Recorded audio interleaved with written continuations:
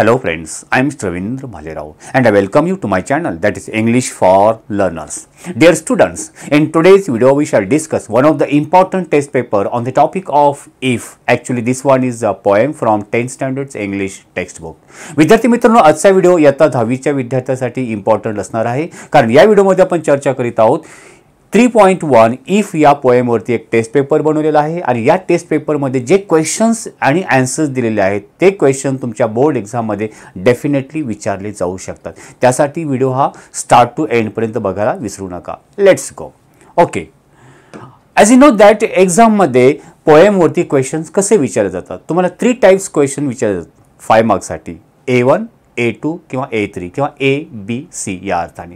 ए मध्ये कोणते क्वेश्चन असतात, बी मध्ये कोणते असतात आणि सी मध्ये कोणते असतात तुम्ही ते आपण बघू शकता. First of all here are 2 stanzas from the poem. या पोएम मधून 2 स्टांजा घेतलेले आहेत आणि त्या 2 स्टांजावरती क्वेश्चन्स या प्रकारे आहेत. Let's the question A1. A1 question कशा प्रकारे असतात. फर्स्ट क्वेश्चन आहे कंप्लीट द फॉलोइंग सेंटेन्स. खालील वाक्य पूर्ण करा. 1. When the people around us doubt us we dash dash. Second one, we dash dash but we should not be slave to our dreams. आता त्याचा आन्सर आपण बघूया. When the people, answer लिहिताना दिलेलं वाक्य पण लिहायचं आहे. When the people around doubt us, जेव्हा आपल्या अवतीभोवतीची लोक आपल्यावरती डाऊट करतात, we should trust ourselves. कारण याच्या या पोएममध्ये गेलेलं आहे किंवा लोक जेव्हा डाऊट करतात तेव्हा आपण काय करायला पाहिजे.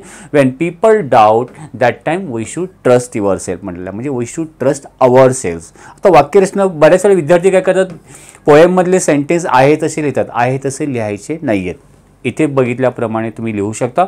When people around us doubt us we should trust. we should म्हटलेलं आहे, we आपण trust ourselves not yourself. इथे यू असतो तर तिथे युअर सेल्फ लिहिलं असतं. ठीक आहे. Next, we dash dash we can dream but we should not be slave to our dreams. Third, we can bear, आपण सहन करायला शिकायला पाहिजे. काय, टू हिअर, जेव्हा आपल्याला ऐकायला मिळेल the truth spoken by dishonest people. Truth spoken by knaves असा शब्द आलेला, डिसऑनेस्ट पीपल किंवा नेव्ज पीपल असं लिहू शकतो. Fourth one, when all people around us are unable to act in sensible way, we should dash dash means keep our head cool. या प्रकारे we can complete the sentence. Next activity म्हणजे next question A1 मध्येच विचारला जाऊ शकतो. तो या प्रकारे मॅच द फॉलोइंग सेंटेन्स, म्हणजे टेबल दिलेला आहे तो A आणि B मध्ये मॅच करायचा आहे. We should not get angry आणि बी मधलं तुम्हाला कुठलं, आपण अँग्री होऊ नये केव्हा ते बघायचं. वी शुड कन्सिडर, आपण विचार करायला पाहिजे. Third, we should treat two impostors and we should trust our selves. आता यामध्ये कोणतं वाक्य सिमिलर होतं ते बघायचं आहे. आन्सर बघा. We should not get angry, आपण अँग्री होऊ नये, रागवू नये केव्हा. When other blames us. दिलेलं आहे वाक्य तुम्ही पोएम मध्ये बघू शकता, पोएम एक्सप्लेन केलेली आहे ती बघू शकता. Second one, we should consider, आपण विचारत घेतला पाहिजे काय, views and thoughts of others. Third, we should treat two impostor, जे 2 फसवे गोष्टी आहेत विक्टरी अँड डिझास्टर, यांना आपण ट्रीट करायला पाहिजे कशा प्रकारे, जस्ट द सेम हा शब्द गेलेला आहे पोएम मध्ये. And we should trust our selves when others doubt us, जेव्हा इतर आपल्यावरती डाऊट घेतात that time we should trust our selves. So जर तुम्ही पोएम व्यवस्थित समजली तर तुम्ही डायरेक्टली व्यवस्थितपणे काय करू शकता, मॅच करू शकता. मॅच करताना काय लक्षात घ्यायचं, दिलेलं सेंटेन्स पण लिहायचं आणि त्याच्या पुढच्या याच्यामध्ये लिहायचं. तुम्ही हे करू नका 1च्या पुढे बी किंवा 1, 2च्या पुढे ए असं लिहायचं नाहीये. या प्रकारे आन्सर तुम्हाला लिहायचं आहे. नेक्स्ट ॲक्टिव्हिटी आपण बघूया. ती A1 मध्ये आणखीन काय विचारलं जाऊ शकतो, ॲग्री ऑर डिसॲग्री, त्याला आपण ट्रू ऑर फॉल्स म्हणू शकतो. ॲग्री म्हणजे सहमत आहे आणि डिसॲग्री म्हणजे असहमत. For example sentence, gate angry Wien other commits mistake, जेव्हा इतर चुका करतात तेव्हा रागवा त्यांच्यावरती. येस, आपण हे ॲग्रीसाठी आहे की डिसॲग्रीसाठी. Yes, it is a disagree. Second one, answer काय आहे, disagree. Run away from the trouble, संकटापासून दूर पळून जा, disagree. Third, get angry when others blame us, जेव्हा इतर तुम्हाला ब्लेम करतात तेव्हा त्यांच्यावरती रागवा. रागवायला सांगितलं का, नाहीये तर काय, हे सुद्धा डिसॲग्री आहे. And fourth sentence, reconstruct something we have built with care even if it has been broken by others. अशा वेळी काय करायचं आहे, हे ॲग्री आहे. जेव्हा आपण मिळवलेले पूर्ण लाईफ आपण त्यासाठी दिलं आणि ते ब्रोकन झालं, तेव्हा रिकन्स्ट्रक्ट सेटअपसाठी बी रेडी, तयार व्हायचं आहे. सो सेम सेंटेन्स आहे तुमच्या पोएममध्ये, तर हे ॲग्रीसाठी येतो. So complete the sentence, match the A and B and agree or disagree किंवा ट्रू ऑर फॉल्स हे A1 मध्ये तुम्हाला विचारले जाऊ शकतं. आता A2 ॲक्टिव्हिटीज आपण बघूया कशा प्रकारे असेल. Write any 4 advice that poet has given in the first stanza. या फर्स्ट स्टांजामध्ये पोएटनी जे ॲडवाइस दिले ते 4 ॲडवाइस त्यापैकी लिहा. तर 4 ॲडवाइस तुम्ही ते लिहायचे. तिथे 6 दिले ते आन्सर बघा आपण बघा. In the first stanza the poet advises, पोएटने आपल्याला सल्ला दिलेला आहे. ते कोणकोणते? 1. We should not get angry when others blame us. 2. We should trust ourselves when others. Actually प्रत्येक ओळी ॲडवाइजच आहे, पण ते या प्रकारे तुम्ही लिहू शकता. 3rd, we should not get tired by waiting. 4th one, if someone talks lies about us, we should not deal in lies. आहे तसं सेंटेन्स तुम्ही पोएम मधले लिहू शकता. 5th one, if others hate us, we should not allow hatred to take control over us. And we should not claim ourselves to be perfect and should not show off our knowledge. So यापैकी आपण 4 कुठले sentence लिहू शकतो as a advice म्हणून. ठीक आहे. Next activity आपण बघूया. A2 मध्ये look at the use of opposite reaction in this extract. आता या पोएममध्ये अपोजिट आयडियाज इथे दाखवले ते बघा. फॉर एक्झाम्पल काय, if you can keep your head, तुमचं डोकं शांत ठेवा. Wien all about a losing dares, म्हणजे इतर जेव्हा रागावतील तेव्हा तुम्ही शांत राहा. म्हणजे रागावल्याने शांत, हे 2 अपोजिट आयडियाज या लाईन्समध्ये आहेत. फाइंड 4 अशा प्रकारचे आणखीन अपोजिट आयडियाज दाखवणाऱ्या कोणकोणत्या ओळी आहेत या पोएममध्ये ते तुम्ही लिहायचे आहेत. आन्सरमध्ये बघा, और being lied about, don't deal in lies. ठीक आहे. आणखीन कोणते? और बीइंग हेटेड, डोंट गिव्ह वे हेटिंग. म्हणजे opposite thoughts, opposite words, opposite विचार दाखवणारे शब्द आणि वाक्य दिले ते इथे लिहायचे आहेत. 3rd one, you can think and not make thoughts your aim and you can trust your self when all men doubt. Trust, doubt, hate, don't give way to hating या प्रकारे. 3rd ॲक्टिव्हिटी आपण बघूया. Pick out and enlist the positive and negative qualities in respect of column from extract. आता या पोएममध्ये किंवा जे तुम्हाला extract किंवा जे सांजा दिले आहेत त्याच्यामध्ये पॉझिटिव्ह आणि निगेटिव्ह क्वालिटीज कोणते आहेत ते तुम्ही लिहायचे. तर पॉझिटिव्ह क्वालिटी किंवा पॉझिटिव्ह क्वालिटीज कोणती लिहू शकतो? कीप युअर हेड, डोकं शांत ठेवणं. Trust your self, be truthful, be smart. These are the positive qualities. Negative कोणते शब्द याच्यामध्ये गेलेले ते लिहू शकता. Lose your head, doubt others, deal in lies, give way to hating. So या प्रकारे देखील टेबल कंप्लीट करायला तुम्हाला A2 ॲक्टिव्हिटीमध्ये विचारले जाऊ शकतात. नेक्स्ट आहे फाइंड लाईन ऑर लाईन्स. या स्टांजामधून तुम्ही अशा ओळी शोधायच्या आहेत that from the extract. Extract म्हणजे stanzas. As a proof for the following explanation. इथे एक्सप्लेनेशन दिलेलं आहे, वर्णन दिलेलं आहे. ते वर्णन दाखवणाऱ्या ओळी कोणत्या आहेत? उदाहरण वर्णन काय आहे? If you watch the things created bye you being broken, you can build them up by using warn out tools. आता हा अर्थ सांगणारी ओळ कोणती केलेली आहे पोएममध्ये? तर ती लाईन अशी आहे, watch the things you gave your life to broken and stoop and build them up worn out tools. So हा मिनिंग दाखवणारी ओळ आहे पोएममध्ये. ती ॲज इट इज आपल्याला लिहायची, त्याच्यामध्ये चेंजेस करायचा नाही आहे. एक्सप्लेनेशन आणि लाईन. नेक्स्ट एक्सप्लेनेशन दिलेलं आहे, you should treat both Triumph and disaster in the same way as they treat you. आता हा अर्थ सांगणारी कोणती ओळ आहे? तर आन्सर आहे, if you can meet with triumph and disaster and treat those 2 impostor just the same. ठीक आहे. सो या प्रकारे देखील क्वेश्चन विचारला जाऊ शकतो. म्हणजे एक्सप्लेनेशन दिलेलं आहे आणि एक्सप्लेनेशन दाखवणाऱ्या ओळी पोएममधून लिहा, म्हणजे तुमच्या स्टांजाजमधून लिहा. हे A2 मध्ये ॲक्टिव्हिटी. आणखीन एक इम्पॉर्टंट ॲक्टिव्हिटी विचारली जाऊ शकते तुम्हाला, कंप्लीट. Say what. आता प्रश्न तयार करायचा आणि त्याचा आन्सर लिहायचे. Say what are 2 impostors. 2 impostors कोणते आहे त्याच्यामध्ये या पोएममध्ये? आन्सर, ट्रायम्फ अँड डिझास्टरला 2 इम्पोस्टर म्हणलं. इम्पोस्टर म्हणजे फसवणारे, एक फसवणाऱ्या व्यक्ती जसं असतो असे 2 फसवणाऱ्या गोष्टी कोणत्या आहेत? तुमचा विजय आणि तुमचं अनसक्सेस किंवा संकट म्हणू शकता. से हू शुड प्रश्न तयार करायचा. हू शुड यू ट्रस्ट. तुम्ही कोणावरती विश्वास ठेवावा? वेन डाऊटेड, जेव्हा डाऊट घेतला जाईल. वन सेल्फ, स्वतःवरती, किंवा युअर सेल्फ पण म्हणू शकता. Say why do knaves twist the truth. जे फसवे लोक तुम्ही बोललेले ट्रूथमध्ये का चेंज करतात?